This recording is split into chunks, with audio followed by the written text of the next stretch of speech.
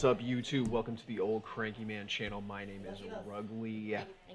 It is time for round number 5.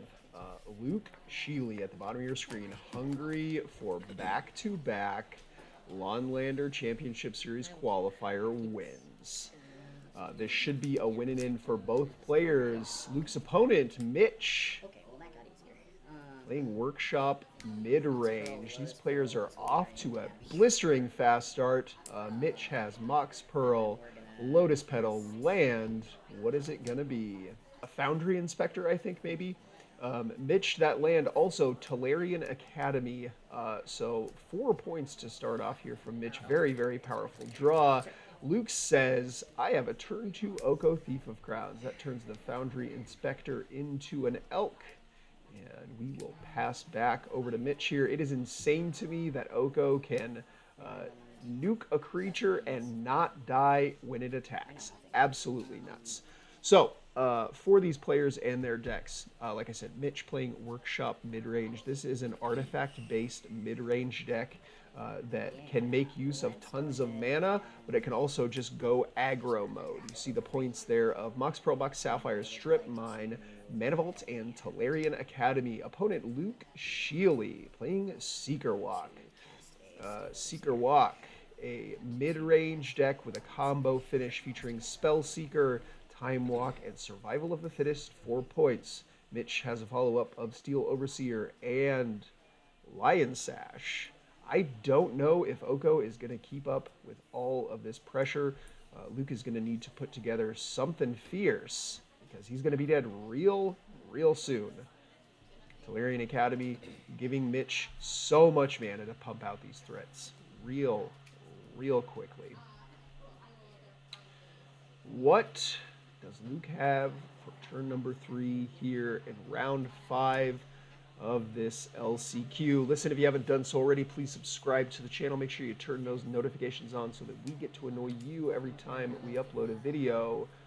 Luke's play, Fendhorn Elves. Gonna activate Oko. Looks like we're gonna make a food token. Just pass back over to Mitch. Luke potentially representing a 3-mana thing. He has several flash creatures that could do their best rattlesnake impression during Mitch's combat step. Mitch has access to 1, 2, 3, 4 mana. That's going to cast a Thought Cast with 1, 2, 3, 4. Yeah, that should cast a Thought Cast with 3 blue floating. So here's a white. Here's a Dig Site Engineer. This is one of the most powerful cards in Mitch's deck. It says whenever an artifact enters or when it casts, not sure which one of those it is, but you can pay 2 mana and make a construct token. So that's a artifact creature token that's +X/+X, where X is the number of artifacts you control. So there is that construct token. Prismatic Vista as Mitch's land for a turn. Luke is gonna have to come up with something really quick. The Seeker Walk combo deck needs, I think, 6 mana to go off. So it is entirely possible that Luke could just win Nick's game. 3 mana to cast the Spell Seeker, 1 mana for the Ephemerate, 2 more mana for the Time Walk to start the chain of infinite turns. Luke's deck, Seeker Walk, one of the very few decks that could actually get out of this situation with a W. Get Lost. Gonna take care of the Lion Sash. That'll bring 2 map tokens along with it. Get Lost usually pretty good, but adding to Mitch's artifact count here, I don't know if that is too terribly bad for Mitch. Luke's going to crack this Arid Mesa.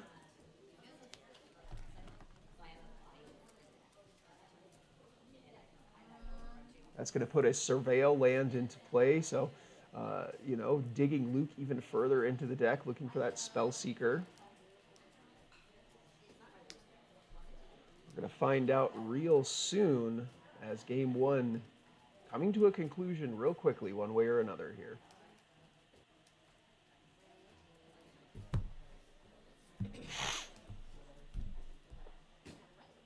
Here is the Surveil trigger. Luke is going to leave that card on top. Must be a good one. Untap here. He's going to get to draw that card.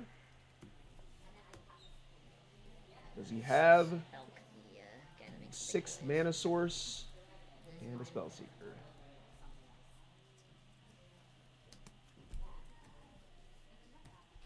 There is 3 mana. There is a Knight of Autumn. That's going to take care of the Construct token. Here's 2 more mana for a Phantasmal Image. I got to think that's going to copy the Knight of Autumn. That'll take care of the Steel Overseer. Yeah, and Luke was able to dismantle. Able to dismantle Mitch's side of the board there pretty handily.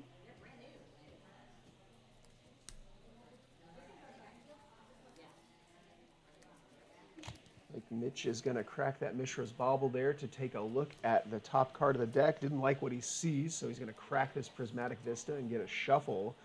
We're going to draw 2 cards at the beginning of the next turn. The thing about Luke's turn, as good as it might have been, was I think the real problem for him at this point is his Digside Engineer being able to continually make continue to make construct tokens with the help of this Tolarian Academy. So Mitch will get to draw an extra card from the Mishra's Bauble and then a regular card for turn. 3 cards in hand now. I believe that was a March of Otherworldly Light. 2 other cards. That is a Strip Mine, I believe. And I'm not 100% sure what that 3rd card was.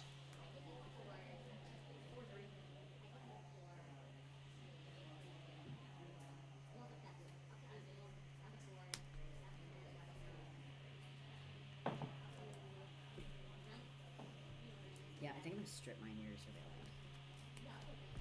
Okay, it was a Strip Mine, and that's going to take care of the Surveil land. Unfortunately, I don't know if Mitch has an artifact in hand to be able to populate with this Digside Engineer. So, looks like Tolarian Academy is going to get tapped for 4 mana, I think. Oh, maybe not. Let's go ahead and go to combat. Yeah, go for 6. Mitch does go ahead and go to combat here. Both creatures going to get in the red zone. Looks like Oko is going to take lethal damage, and Mitch is just going to pass back over to Luke. Mitch still has that March of Otherworldly Light in hand. I think Mitch, very good player, playing heads up here, understands that Luke is very, very close to critical mass as far as mana is concerned, and he has tons of ways to find that Spellseeker. So keeping that March of Otherworldly Light up so that he can potentially interact with Luke's combo, I think very, very smart. Luke just passes the turn back to Mitch here. Mitch gets in the red zone. Looks like Luke is going to take it, crack a food token, and we'll be headed back his way. Here's a Surveyor land. That's going to put a Seachrome Coast into the graveyard. Use the Academy Ruins. Shout out to Academy Ruins. Love that card. Going to get activated here at the end of Luke's turn. That's going to put the Lion Sash back on top of the deck. Lion Sash, another great way for Mitch to be able to interact with Luke's combo. There is the Lion Sash. Go to combat. Yeah, it's attacked for 6. Both creatures going to get in the red zone once again. Luke just taking it down to 10. Luke just with a land and will pass the turn. I want to say, I liked the old companion app, the way that it looked. We're going to have to figure out a new app to use because you can't hardly see the life totals on the new companion. Solitude going to get cast via retail. Luke paying the full 5 mana. So that's going to take care of the Solitude, which is going to gain a little life. Excuse me. And we'll head back over Mitch's way. Appears to be an Otawara, That's right on time. Mishra's Workshop, along with that March of Otherworldly Light.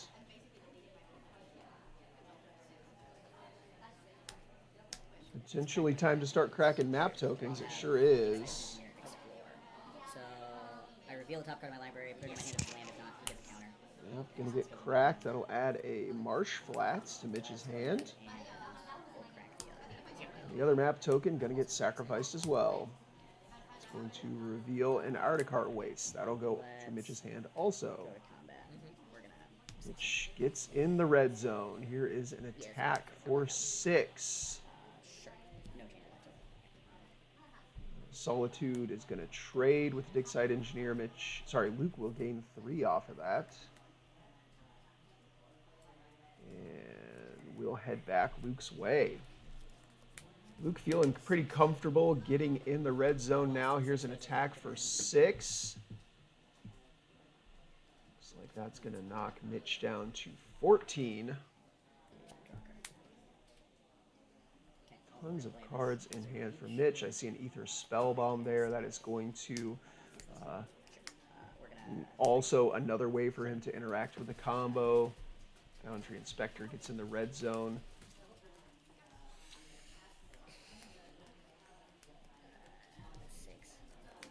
Luke attacking once again. Attempt to bounce your Knight of Autumn. That's fantastic. Ether Spellbomb going to destroy the phantasmal image. I know, right? Mitch get to draw a card there as well. Another land off of the top for Mitch. That makes 4 in a row. You never like to see that. Mitch did a really, really good job of navigating the early game and putting himself in a position to win, and his deck has just been unkind to him. Luke attacking for 4 here. Valerian Academy going to get tapped for 2, 3, 4. March of Otherworldly Light looks like it's finally going to be fired off to take care of the Knight of Autumn. Luke's got 2 mana here for a reprieve, so that's going to get sent back to Mitch's hand. Let's see if Mitch wants to cast it again.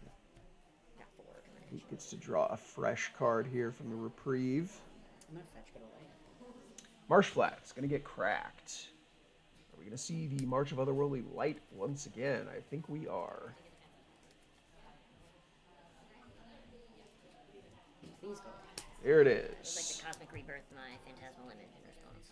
Holy cow. Guys, I'm getting 3 from this. Sure, I did that. I'm gonna gain. Yeah, there's not even anything I wanted. That Cosmic Rebirth, I swear, that Cosmic Rebirth has been one of the most impactful additions to the Seeker Walk deck. Luke using it masterfully here in response to the second copy of March of Otherworldly Light, or sorry, the second casting of Otherworldly Light, to bring back that Phantasmal image, gain 3 life, and then destroy another artifact. No? Did he just gain life? Well, I have you up at 11. Yeah, cool. Oh, I apologize. It looks like Luke just chose to gain the life there. Right. So that's a 7-point swing from that Cosmic Rebirth. Mitch, I see, has a Retro Fitter Foundry in hand. Okay, his deck has finally fed him a very, very good card. I love to see it. Retro Fitter Foundry is one of these cards that when Mitch has access to 1 billion mana like he has right now is going to spiral out of control very, very quickly. And Luke is going to need to put together something in the next few turns. His life total isn't incredibly low yet, but it will be once Mitch starts activating this Retrofitter Foundry over and over and over again. The Elk token, once again, going to get in the red zone. Mitch should be down to 8 here, I believe. Nope. Going to block with the Phantasmal image. So let's see, how much mana does Mitch have? 1, 2, 3, 4, 5, 6, 7, 8. White. So I believe Mitch has 8 mana. The Mishra's Workshop, of course, wouldn't be able to be used to activate Including this one. Retrofitter Foundry. These are tapped. This is tapped. Okay, we figured it out. Yeah. I was. So Mitch going to start making tokens with the Retrofitter Foundry, and then of course the Retrofitter Foundry can untap. Yep. Wanted it to make another servo. Yeah. So there's a servo. Mitch should have 3 floating here still. I believe he can untap and make another servo. Yeah, let's untap it one more time, and then we will use this list to make a 3rd servo. Sure. Yep. So 3 servos on the instep there. is a whole lot of power in play. Yep. Or sorry, a whole lot of permanence in play. Of course, the Tolarian Academy, each time he's able to activate that, Retrofitter Foundry, the Tolarian Academy just makes more and more mana. All creatures in the red zone and attack for 6. That's going to knock Luke down to 3, I think. Oh, it's a start. I like to brainstorm. Okay. And pass back over. Luke's going to start his turn with a Brainstorm. I don't think Luke can handle another full turn of activations from this Retrofitter Foundry. It's going to make something like 5 tokens this turn, I believe. Yeah.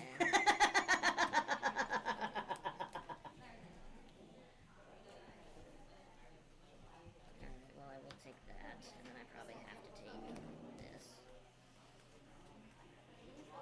Okay, Luke's finished up with the Brainstorm here. Plays a Verdant Catacombs, and it looks like this is 4 mana for a Palace Jailer.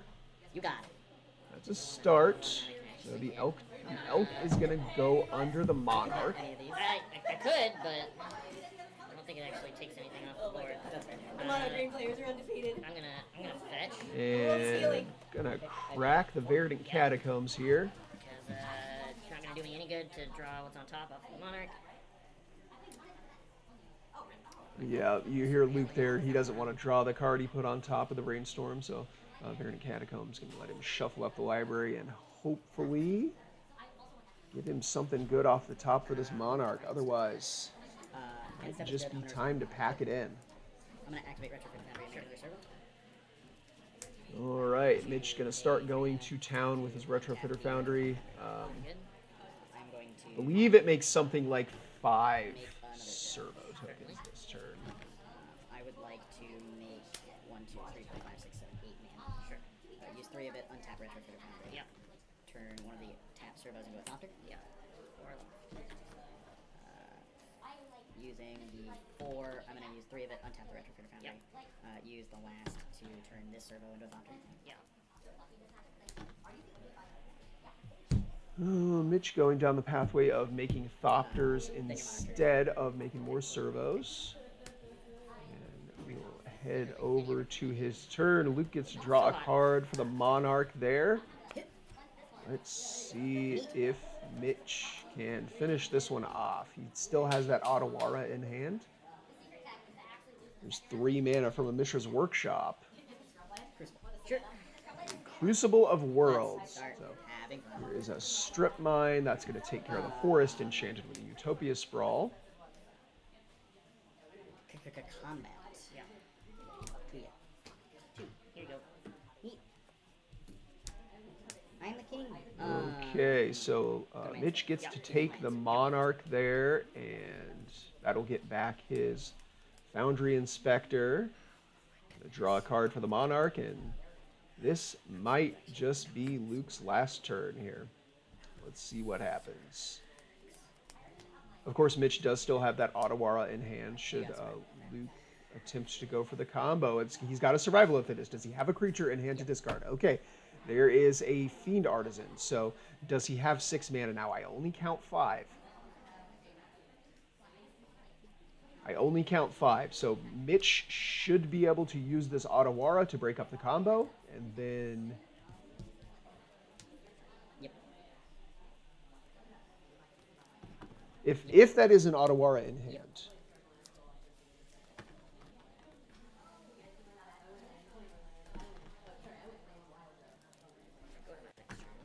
Yep. Oh, no. So the Otawara doesn't actually do anything here because once that Spellseeker is in play, the damage is already done. Mitch can go look for, Luke can go look for the Time Walk. Typically you get the Ephemerate first, but I hadn't considered getting the Time Walk first. So now the Otawara is rendered useless. What you got in your hand? Oh, you get to see. Yeah. Otawara Cap Cannon. Oh, cool. Yep. Cool. Yeah, so this is Luke finding the win here. I'll cycle this. Once again, I just want to mention that this is how this Seeker Walk deck. Wait, he doesn't have a way. Okay, yeah. So Mitch was able to take that down. Jeez, Man, complicated board states. Super duper hard to read. Yeah, Luke had to go get the time walk there so that he could just try to untap and draw the ephemerate or eternal witness or something like that. Maybe a way to bounce his own spellseeker like a Teferi. It would have been actively bad for Mitch to bounce the spellseeker there. I miss the old app. So Mitch gonna take down game number 1. Players are gonna get shuffled up for game number 2. Let's see if we can move through this. And not quite. There we go. Game number 2. Scalding Tarn gonna get cracked. That is a Noble Hierarch. Oh man, Luke had me going for a minute. I thought he was gonna pull that one off. Seachrome Coast from Mitch here. Mox Diamond. He'll discard an Aganjo. Welding Jar. So 2 mana, 2 artifacts in play. I see a what is that called? Thought Monitor in hand.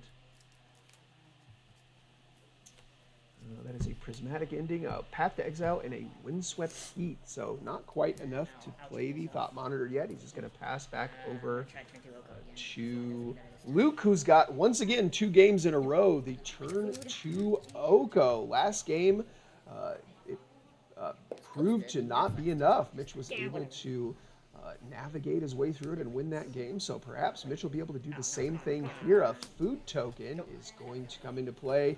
Mitch says absolutely not. Here is a Prismatic Ending to take care of the Oko. Pass back over to Luke. Luke's got 3 mana once again. What's it going to be? A Teferi Time Raveler. That's going to bounce the Mox Diamond. We'll get a draw fresh card off the top. The Verdant Catacombs, and he'll pass back over to Mitch. Does Mitch have 3rd land? I believe he does. Got that Windswept Heath in hand. I believe he's added a copy of the One Ring to the hand. So the One Ring, the hand is Windswept Heath, Mox Diamond, Path to Exile, Thought Courier. Just pass back to Luke. Luke gonna crack that Verdant Catacombs on the instep.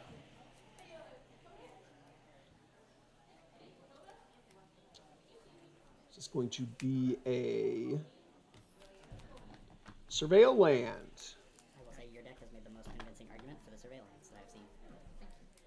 I like them a whole lot. There's just a lot of times where like, oh, I have 1 extra mana. Yeah, players chatting about how impressive the Surveil Lands are. Yeah, Luke's deck, if it looks at so many cards, and I agree with Mitch. Very, very convincing here for the Surveil Lands in this archetype. You know, when your deck contains a 1-card infinite combo, and you get to look at as many cards as possible, especially, you know, look at your fetch land. Your fetch land is basically, you know, digging you closer to that infinite combo. Looks like Glasspool Mimic is going to bite the dust from the Surveil Land. There's a Wild Growth.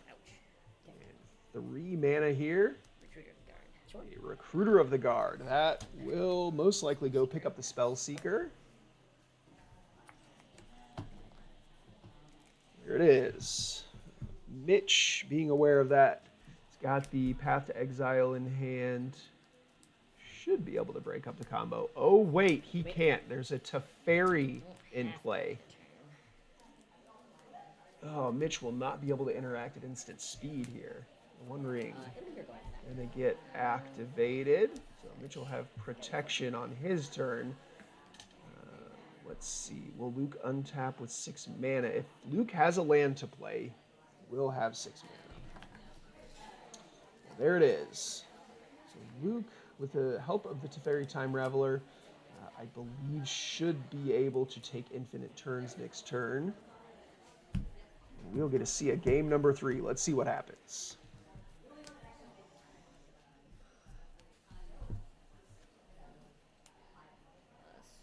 Teferi's going to get plussed. Here is a Caracas. 3 mana for the Spellseeker.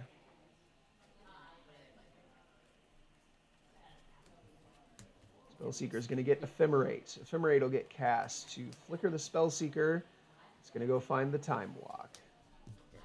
There it is. Luke's going to cast the Time Walk. And then what I can do is get out Fairy Mastermind and make you draw your deck out while I endurance myself to not draw my deck. So Luke is explaining now that he can basically find Fairy Mastermind for his infinite turns, I can show various and pieces, then I can shove activate it endurance into over my and deck over to and get over it again good, during either infinite built turns to or make Mitch maybe draw just his do, entire deck. And the to- One Ring not to- protection oh, yeah, won't I can be message. enough. But So also, Luke if I gonna have a Sky tie Plus, I things can do up. stuff like, I can Each Neoform player endurance and instant speed so one that it shuffles one itself game back. now, and we And- get and to then watch a game number 3. Let's fast forward through the shuffling. Looks like Mitch potentially on a mulligan to 5 here. Not what you want to see in game number 3, or is it a mulligan to 6? Just putting 1 card on the bottom. No, it's going to be 2 cards. Mitch on a mulligan to 6 here. Ari, you ready? Yeah.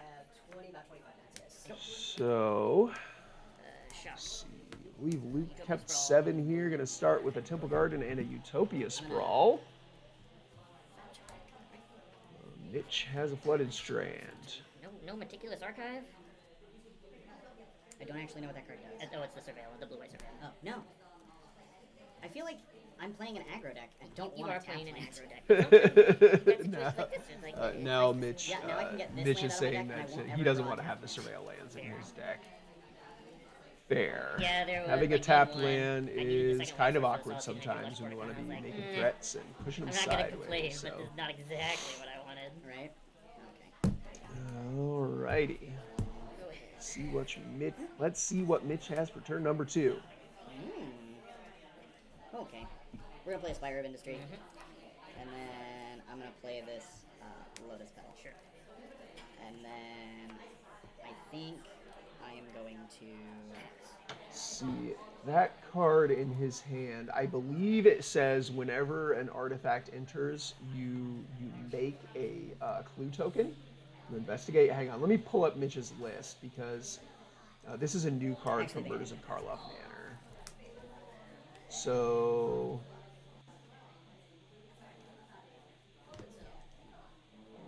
no, it's not that one. What is this thing called?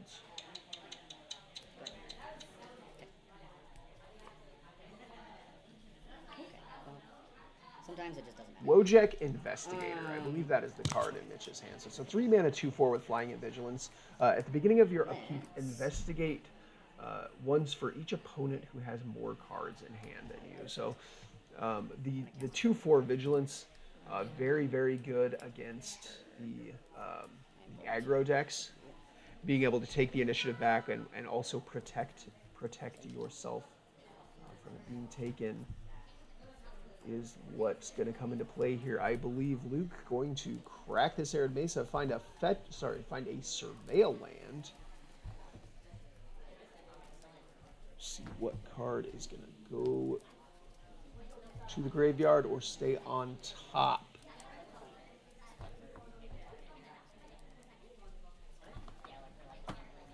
Wojek Investigator certainly seems good when you're on a mulligan to 5 and your opponent kept 7 cards, I think.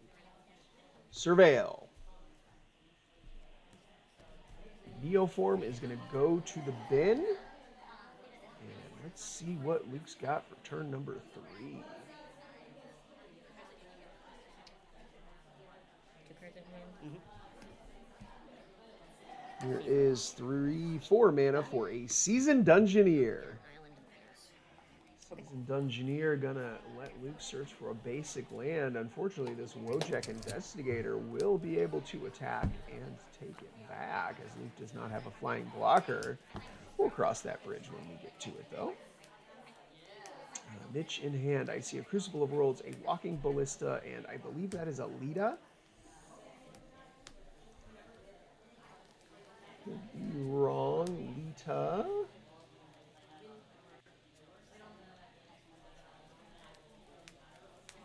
Lita Mechanical Engineer. Is that the card that he has in hand? Yeah, I think so. The 3 mana 3/3 with Vigilance.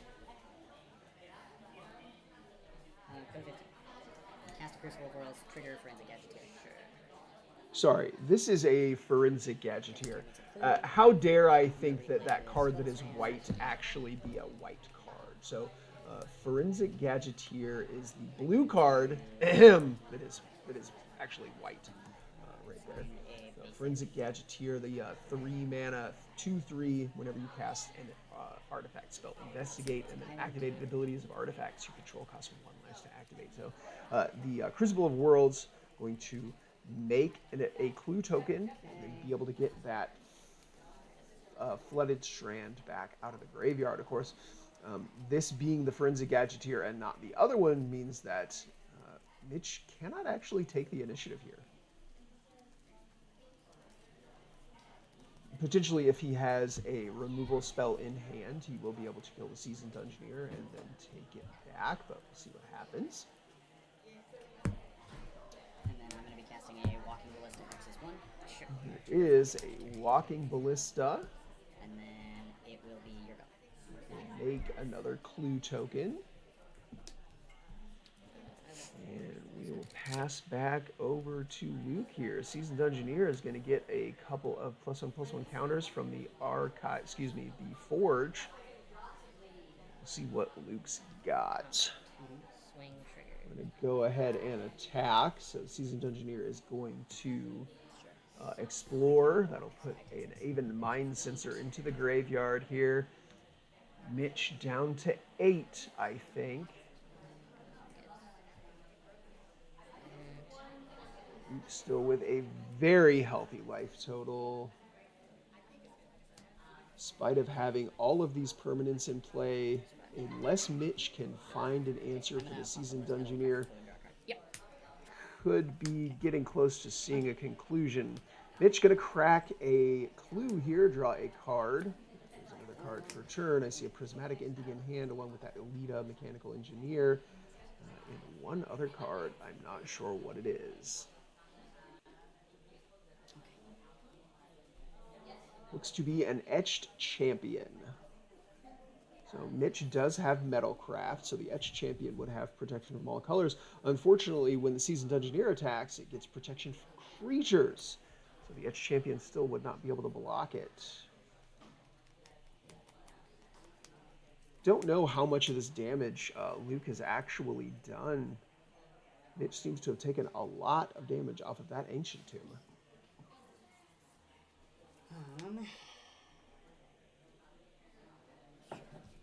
Let's go 6.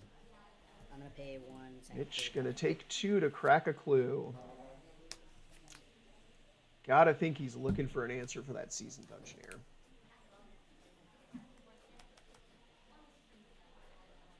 Let's see. Could he make 4 colors of mana? I think that's a Prismatic Ending in hand. He's got the Spire of Industry in play, so that'll tap for any color of mana. And then he's got White Source. He's got a basic land at a Sea Chrome Coast, I believe. So if he has a way to make a 4th color of mana, that Seasoned Dungeoneer could die to the Prismatic Ending. Flooded Strand going to get played from the graveyard and then cracked immediately. He's going to find a basic island. I'm going to use the basic island and cast a Blackstaff of Water. Sure. So Mitch is going to play the Blackstaff of Waterdeep. Mitch went deep to find this gem. It is a 1-mana artifact that he can tap to turn an artifact into a 4/4. It's going to work really, really well with that Walking Ballista in play, which will turn into a 5/5.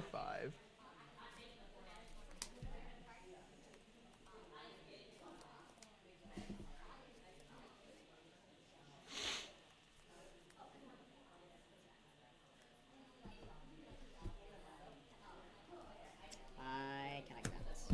I actually shouldn't have cracked this lowest metal. And it looks like that is going to do it for this game. Luke is going to take this one down 2 games to 1. Well played there by Mitch. Just didn't quite get there. A Seasoned Dungeoneer can be a real pain for decks with light interaction to get rid of. Luke going well. to advance to 4 and 1. That should lock up a position, I sorry, think a I can spot draw, in the yeah. top 8 for I haven't him. looked at the- I We think I got should be one fine, more but I round of have to- Swiss to cover before we get to the top 8. So, if you haven't done so already, please subscribe to the channel. Make sure you turn those notifications on so that we get to annoy you every time we upload a video. And we will see you guys next Monday for round number 6. Bye.